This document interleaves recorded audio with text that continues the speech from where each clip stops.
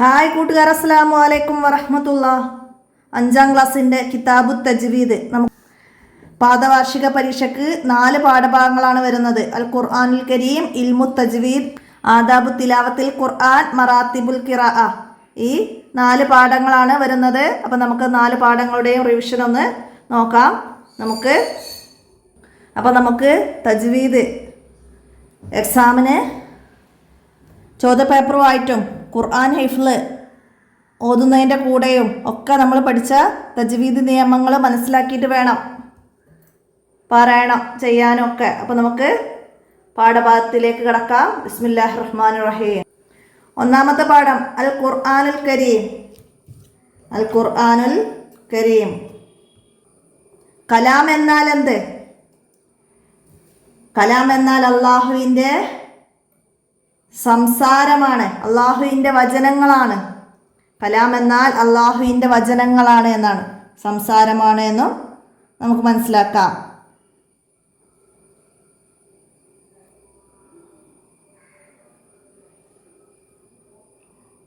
നമുക്കെല്ലാം നൽകി പരിപാലിക്കുന്ന സർവശക്തനായ അള്ളാഹു, അവൻ്റെ കലാമായ വിശുദ്ധ ഗ്രന്ഥമാണ് ഖുർആൻ. അൽ ഖുർആനുൽ കരീം. റമളാൻ മാസത്തിൽ മക്കയിലെ ഹിറാ ഗുഹയിലാണ് ആ വിശുദ്ധ ഖുർആൻ അവതരിക്കപ്പെട്ടത്. ഹിറാ ഗുഹയിൽ റമളാൻ മാസത്തിൽ. അന്ന് നബിതങ്ങൾക്ക് 40 വയസ്സായിരുന്നു. തുടർന്ന് 23 വർഷം കൊണ്ട് വിവിധ ഘട്ടങ്ങളിലായിട്ടാണ് അള്ളാഹുവിൻ്റെ നിർദ്ദേശപ്രകാരമാണ് ജിബ്രീൽ അലൈഹിസ്സലാം നബിതങ്ങൾക്ക് ഖുർആൻ പാരായണം ചെയ്ത് കേൾപ്പിച്ചത്. ഇതാണ് ഖുർആനിൻ്റെ അവതരണം. ഖുർആനിൻ്റെ അവതരണം റമളാൻ മാസം ഹിറാ ഗുഹയിൽ വെച്ച് നബി സല്ലല്ലാഹു അലൈഹി വസല്ലമ തങ്ങൾക്ക് 40 വയസ്സ് പൂർത്തിയായപ്പോഴാണ്. ഖുർആൻ പഠിക്കലും പാരായണം ചെയ്യലും ഓരോ മുസ്ലിമിനും അനിവാര്യമാണ്. ഓരോ മുസ്ലിമിനും അനിവാര്യമാണ് എന്ത്? ഖുർആൻ പഠിക്കലും പാരായണം ചെയ്യലും. പൂർത്തിയാക്കി കൊടുക്കാൻ വരും, മനസ്സിലാക്കാം. ഖുർആനിൽ 114 സൂറത്തുകളുണ്ട്. പാരായണ സൗകര്യത്തിനായി ഖുർആൻ 30 ജുസ് ആയി തിരിച്ചിട്ടുണ്ട്. എത്ര ജുസ് ഉണ്ട്? എത്ര സൂറത്തുണ്ട്? നബി സല്ലല്ലാഹു അലൈഹി വസല്ലമ ഹിജ്റക്ക് മുമ്പ്, മദീനയിലേക്ക് ഹിജ്റ പോകുന്നതിന് മുമ്പ് മക്ക ജീവിതകാലത്ത് അവതരിപ്പിക്കപ്പെട്ട സൂറത്തുകൾ, അത് മക്കിയ എന്ന പേരിൽ അറിയപ്പെടുന്നു. അത് 86 എണ്ണമാണ്. എന്നാൽ മദീനയിലെത്തി അവിടെ വെച്ച് അവതരിപ്പിക്കപ്പെട്ട സൂറത്തുകൾക്ക് എന്താണ്? മദനിയ. ഹിജ്റ പോയതിനു ശേഷം ഇറങ്ങിയ സൂറത്തുകൾ മദനിയ എന്ന പേരിൽ, അത് 28 എണ്ണമാണ്. ഒക്കെ ഈ പാഠത്തുനിന്ന് മനസ്സിലാക്കണം. മുസഫ് എന്നാൽ എന്ത്?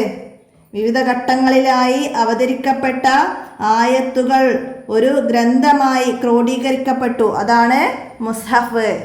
നബി സല്ലല്ലാഹു അലൈഹി വസല്ലമയുടെ ഏറ്റവും വലിയ മോചിസത്ത് ഏതാണ്? പരിശുദ്ധ ഖുർആനാണ്. ഖുർആനിൻ്റെ മറ്റൊരു പേര് എന്ത്? ഖുർആനിൻ്റെ മറ്റൊരു പേര് അൽ ഫുർഖാനുൽ അലീം എന്നാണ്. അൽ ഫുർഖാനുൽ അലീം എന്നാണ്. ഖുർആനിൻ്റെ പ്രത്യേകതകളിൽ നിന്ന് 2 എണ്ണം എഴുതാം, 3 എണ്ണം എഴുതാം എന്നൊക്കെ പറഞ്ഞാൽ നമുക്ക് ഇവിടെ നിന്ന് മനസ്സിലാക്കി എഴുതാൻ കഴിയണം. 114 സൂറത്തുണ്ട്. 23 വർഷം കൊണ്ട് അവതരിപ്പിക്കപ്പെട്ടു. ജിബ്രീൽ അലൈഹിസ്സലാം മുഖേന ഇറക്കപ്പെട്ടു. നബി സല്ലല്ലാഹു അലൈഹി വസല്ലമക്ക് 40 വയസ്സുള്ളപ്പം ഇറക്കപ്പെട്ടു. മക്കിയായ 86 സൂറത്തും മദനിയായ 28 സൂറത്തുകളും റമളാൻ മാസത്തിലാണ് ഇറക്കപ്പെട്ടത്. ഇതൊക്കെ ഖുർആനിൻ്റെ പ്രത്യേകതകളാണ്. അപ്പോൾ ഇതൊക്കെ മനസ്സിലാക്കണം കേട്ടോ. അപ്പോൾ എത്രയാണ് ഈ 1ാമത്തെ പാഠത്തിൽ നമുക്ക് മനസ്സിലാക്കേണ്ട ഇമ്പോർട്ടൻ്റ് കാര്യങ്ങൾ മനസ്സിലാക്കാം. അടുത്ത 2ാമത്തെ പാഠം. 2ാമത്തെ ഇൽമു തജ്വീദ്. എന്താണ് ഇൽമു തജ്വീദ്?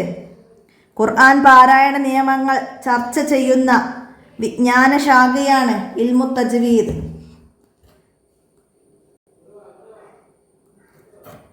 ഖുർആൻ പാരായണ നിയമങ്ങൾ ചർച്ച ചെയ്യുന്ന വിജ്ഞാന ശാഖയാണ് ഇൽമു തജ്വീദ്.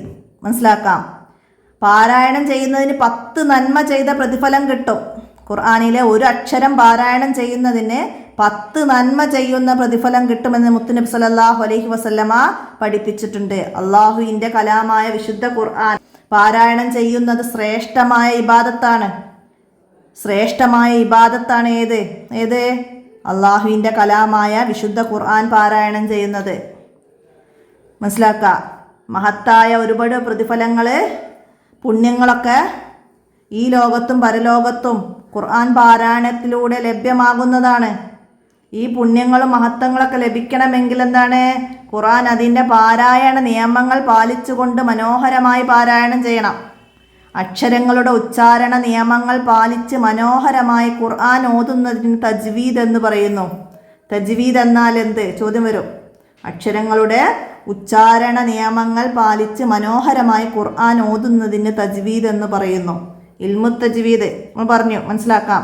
ഇനിയാ നിയമങ്ങൾ പാലിച്ചുകൊണ്ട് ഖുർആൻ പാരായണ രീതി മഹാനായ ജിബ്രീൽ അലൈഹിസ്സലാം നബിതങ്ങൾക്കും നബിതങ്ങൾ സഹാബത്തിനും അവർ ശേഷമുള്ള തലമുറകൾക്കായി പകർന്നു നൽകിയതുമാണ്.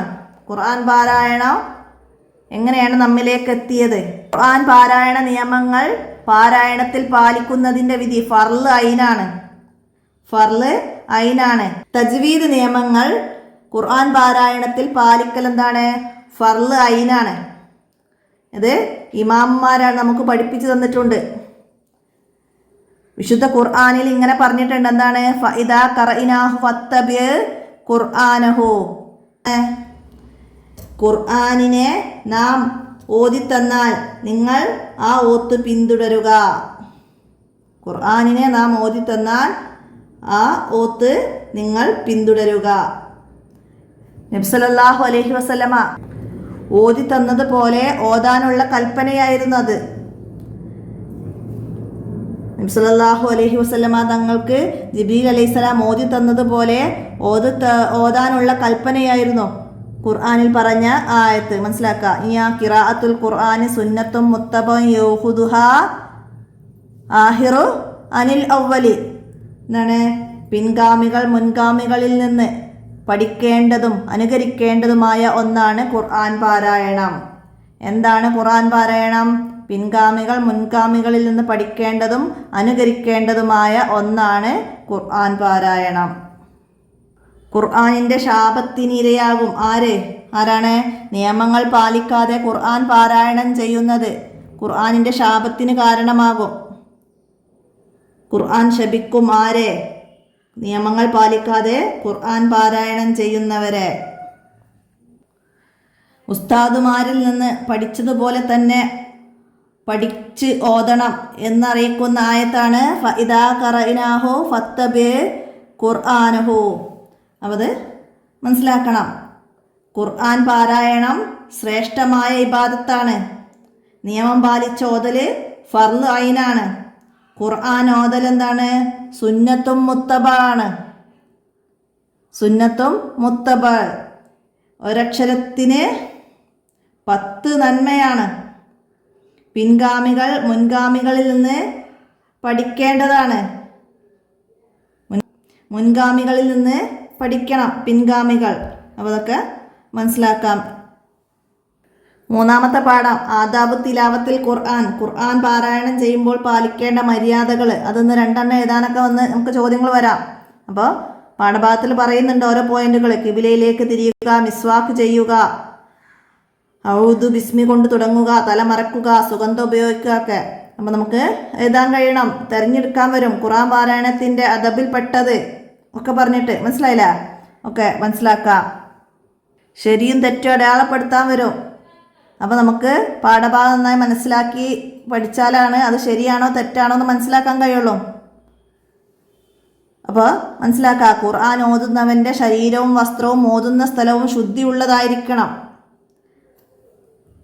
കിബിലയിലേക്ക് തിരിയുക, തല മറക്കുക, സുഗന്ധം ഉപയോഗിക്കുക, മിസ്വാക്ക് ചെയ്യുക, ഔദു ബിസ്മി കൊണ്ട് തുടങ്ങുക. തൗബ സൂറത്തിൽ ബിസ്മി ഓതരുത്. ബിസ്മി ഓതാൻ പാടില്ലാത്ത സൂറത്തേത്? തൗബ. ഔദു മാത്രം ഓതുന്ന സൂറത്തേത്? തൗബ. ഒക്കെ മനസ്സിലാക്കാം. അള്ളാഹുവിനെ കുറിച്ചുള്ള ചിന്തയിലും താഴ്മയോടെയും ഭക്തിയോടെയും ആവണം പാരായണം ചെയ്യാൻ. അർത്ഥം ചിന്തിച്ച് സാവധാനം പാരായണം ചെയ്യൽ. ഇത് ഖുർആൻ പാരായണത്തിൻ്റെ അദബിൽ പെട്ടതാണോ ഒക്കെ ചോദിച്ചാൽ നമുക്ക് ടിക്ക് ചെയ്യാൻ കഴിയണം. മനോഹരമായ ശബ്ദത്തിലും ശൈലിയിലും പാരായണം ചെയ്യുക.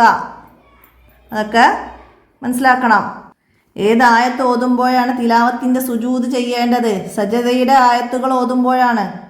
സുജൂദ് ചെയ്യാൻ സാധ്യമായില്ലെങ്കിൽ സുബ്ഹാനല്ലാഹി വൽഹംദുലില്ലാഹി വലാ ഇലാഹ ഇല്ലല്ലാഹു അല്ലാഹു അക്ബർ എന്ന് 4 തവണ ചൊല്ലണം. മനസ്സിലായില്ലേ? അപ്പോൾ അതൊക്കെ പൂർത്തിയാക്കി കൊടുക്കാനൊക്കെ വരാം. മനസ്സിലാക്കാം. പിന്നെ ഓത്ത് കേൾക്കുമ്പോൾ പാലിക്കേണ്ട മര്യാദകൾ: ശ്രദ്ധയോടെ കേൾക്കുക, അർത്ഥം ചിന്തിച്ച് അതിലുള്ള ഉപദേശങ്ങൾ സ്വീകരിക്കുക, സജദയുടെ ആയത്ത് കേട്ടാൽ തിലാവത്തിൻ്റെ സുജൂദ് ചെയ്യുക, പിന്നെ ഓതുന്നവൻ്റെ സാന്നിധ്യത്തിൽ വെച്ച് തമാശ, ചിരി, അന്യ സംസാരം പോലെയുള്ളതൊക്കെ ഒഴിവാക്കണം. ഇതൊക്കെ ഓത്ത് കേൾക്കുന്ന ആള് പാലിക്കേണ്ട മര്യാദകളാണ്. അപ്പോൾ ഇതിന്ന് രണ്ടെണ്ണം എഴുതാന്നൊക്കെ പറഞ്ഞാൽ നമുക്ക് എഴുതാൻ കഴിയണം. മനസ്സിലായില്ലേ? ചിരി, തമാശ, ചിരി ഇതൊക്കെ ഒഴിവാക്കണം. ആരുടെ സാന്നിധ്യത്തിൽ? ഓതുന്നവൻ്റെ സാന്നിധ്യത്തിൽ. ഓത്ത് കേൾക്കുന്നവരും സജദയുടെ ആയത്ത് കേട്ടാൽ സുജൂദ് ചെയ്യേണ്ടതുണ്ടോ? ഉണ്ട്.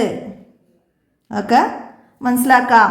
അപ്പോൾ ഈ പാഠഭാഗത്ത് നിന്ന് മനസ്സിലാക്കേണ്ട ഇത്രയാണ്. അപ്പോൾ ഇതിൽ നിന്ന് തന്നെ ചോദ്യങ്ങൾ വരുന്നതാണ്. സഹവിൻ്റെ സുജൂദ് ചെയ്യാൻ സാധ്യമായില്ലെങ്കിൽ എന്ത് ചെയ്യണം? സജദയുടെ ആയത്ത് ഓതിയാൽ എന്ത് ചെയ്യണം എന്നൊക്കെ ഉള്ളത് മനസ്സിലാക്കാം. അപ്പോൾ അതൊക്കെ നമ്മൾ പറഞ്ഞു. നന്നായിട്ട് പഠിക്കുക. ഇനി നമുക്ക് അടുത്ത ചാപ്റ്റർ നോക്കാം. 4ാമത്തെ പാഠം മറാത്തിബുൽ ഖിറാഅത്തി. എന്താണ്? പാരായണത്തിൻ്റെ വിവിധ തരങ്ങൾ. പാരായണത്തിൻ്റെ വിവിധ തരങ്ങൾ ഏതൊക്കെയാണ്?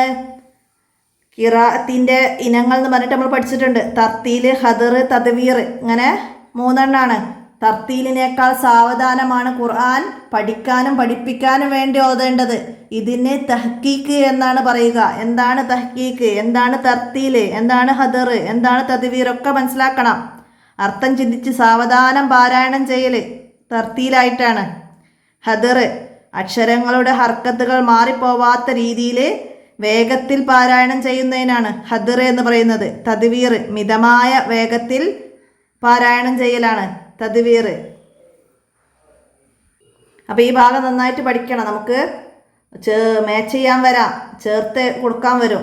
അർത്ഥം ചിന്തിച്ച് സാവധാനം പാരായണം ചെയ്യൽ ഡാഷ്. അപ്പോൾ നമുക്ക് തർത്തീൽ എഴുതാൻ കഴിയണം. അപ്പോൾ ആ രീതിയിൽ മനസ്സിലാക്കി പഠിക്കണം. ഏത് രീതിയിൽ പാരായണം ചെയ്യുകയാണെങ്കിലും തജ്വീദ് നിയമങ്ങൾ പാലിക്കൽ എന്താണ്? നിർബന്ധമാണ്. തജ്വീദ് നിയമങ്ങൾ പാലിക്കൽ നിർബന്ധമാണ്. അക്ഷരങ്ങളുടെ ഉച്ചാരണവും മറ്റു നിയമങ്ങളും കൃത്യമായി പാലിക്കാൻ നമ്മൾ എങ്ങനെയാണ് ഖുർആൻ പാരായണം ചെയ്യേണ്ടത്? എങ്ങനെയാണ്? സാവധാനം പാരായണം ചെയ്യണം.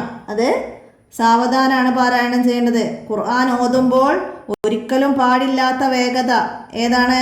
അക്ഷരങ്ങളുടെ ഹർക്കത്തുകൾ മാറിപ്പോകുന്ന രൂപത്തിലോ നഷ്ടപ്പെട്ടു പോകുന്ന രൂപത്തിലോ ഉള്ള വേഗത ഒരിക്കലും പാടില്ല. വേഗത പരിഗണിക്കുമ്പോൾ ഖിറാഅത്തിൻ്റെ ഇനങ്ങൾ എത്ര, ഏതെല്ലാം എന്ന് വെച്ചാൽ നമുക്ക് എഴുതാൻ കഴിയണം. ഖിറാഅത്തിൻ്റെ ഇനങ്ങൾ 3 അവ തർത്തീൽ, ഹദർ, തദ്വീർ എന്നിവയാണ്. ഖുർആൻ പഠിക്കാനും പഠിപ്പിക്കാനും വേണ്ടി തർത്തീലിനേക്കാൾ സാവധാനത്തിൽ ഓതുന്ന രീതിക്ക് പറയുന്ന പേരെന്ത്? അത് തഹ്കീക്കാണ്. എല്ലാ പാരായണ രീതിയിലും നിർബന്ധമായിട്ടും പാലിക്കേണ്ടത് എന്താണ്? തജ്വീദ് നിയമങ്ങളാണ്. തജ്വീദ് നിയമങ്ങൾ പാലിക്കൽ നിർബന്ധമാണ്. ഇത്രയാണ് ഈ 4ാമത്തെ പാഠത്തിൽ നമുക്ക് മനസ്സിലാക്കാനുള്ളത്. അപ്പോൾ എല്ലാവരും നന്നായി മനസ്സിലാക്കി പഠിക്കുക. നമുക്ക് ചോദ്യപേപ്പറിൻ്റെ വീഡിയോ ഉടൻ തന്നെ അപ്ലോഡ് ചെയ്യണം. ഇൻഷാ അല്ലാഹ് എല്ലാവർക്കും ഉപകാരപ്പെടുത്താം. കൂട്ടുകാർക്കൊക്കെ ഷെയർ ചെയ്ത് കൊടുക്കാം. അസ്സലാമു അലൈക്കും വറഹ്മത്തുള്ളാഹി.